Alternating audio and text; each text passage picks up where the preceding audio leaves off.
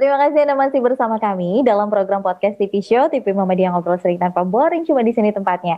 Ini ya Kak, padahal kita udah ngobrol hampir 1 jam lamanya, tapi emang gara-gara obrolan kita terlalu asik, terlalu seru, yang ada jadinya kayak kerasa baru 5 menit yang lalu gitu ngobrol.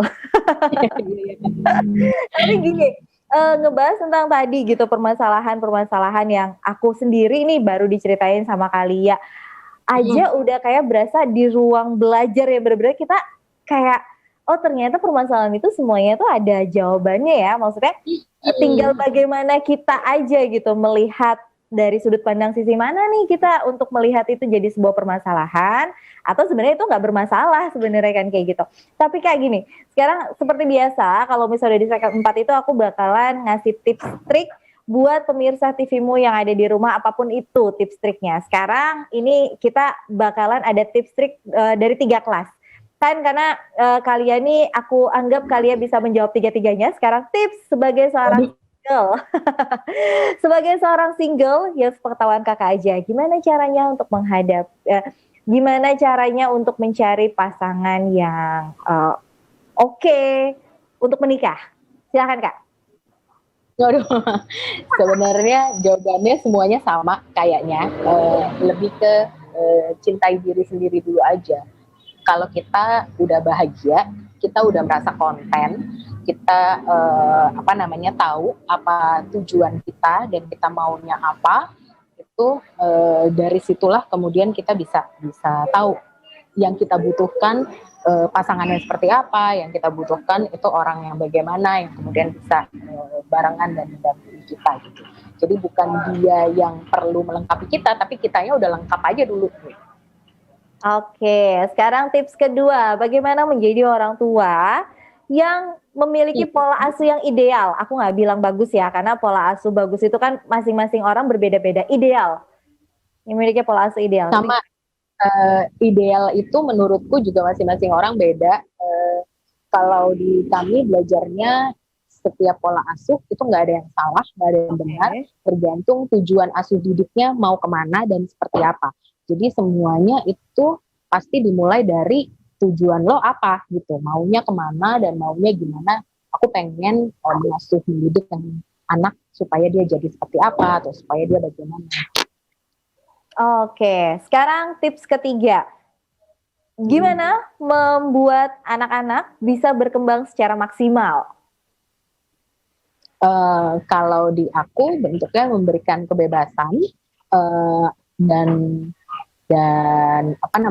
memberikan mereka ruang untuk bisa berekspresi dan berkembang sesuai dengan dengan minat dan kemauannya mereka masing-masing gitu. Dan kalau di kami itu biasanya ikutan belajarnya ngikutin polanya Ruas Dito. Jadi belajar mengajarkan mereka mulai dari bagaimana caranya memilih dan punya kesanggupan kecewa yang oke, bagaimana kemudian mereka bisa bersepakat bareng dan bagaimana kemudian mereka bisa memilih materi-materi mana aja atau hal-hal apa aja yang ingin mereka kembangkan. Dan satu lagi terakhir mengajarkan mereka untuk bisa tahu bahwa setiap keputusan yang diambil itu pasti ada resikonya. Jadi selalu ngasih taunya itu kamu boleh mengambil keputusan ini, silakan tanggung mana yang paling sanggup ditanggung resikonya, paling mau diambil resikonya. Oke, good. Tipsnya ngebantu banget. Kak, tapi kegiatan ke depan atau kegiatan yang paling deket nih dari sekarang, ada kegiatan apa aja Kak? Kalau yang buat Semesta Kumbo itu akhir bulan ini mau ada kelas coding, mengenal coding untuk bikin animasi dan game. Kalau buat di Mamata, di Buka Hati, itu seperti biasa ada TTOG itu tanya-tanya OG. Kadang-kadang di YouTube, kadang-kadang di Instagram di @mamata.project, dan juga mau ada kelas-kelas baru lagi yang berhubungan sama sama makanan, memilih makanan di bulan depan, di bulan Februari. Gitu. Oke, targetnya sebenarnya aku nggak tahu ya, tapi pasti kayak setiap kegiatan tuh pasti punya goals-nya tersendiri gitu. Kalau dari Mamata sendiri nih, Kalia tuh goals-nya apa sih Kak? Sampai akhirnya ini Mama Mata nih harus jalan terus nih? Goalsnya bisa jadi tempat ruang untuk belajar bagi kami semua sih. Kalau itu dirasa Mamata itu dirasa tepat menjadi tempat yang aman dan nyaman buat belajar, maka menurutku goals itu udah tercapai. Oh, nah ini karena aku udah ada hampir di 4 menit terakhir, kasih ini deh Kak, buat teman-teman atau buat pemirsa TV Muhammadiyah yang juga pengen gabung, itu harus kemana dan harus apa, ada syarat-syaratnya kah atau seperti apa, gimana Kak? Silakan.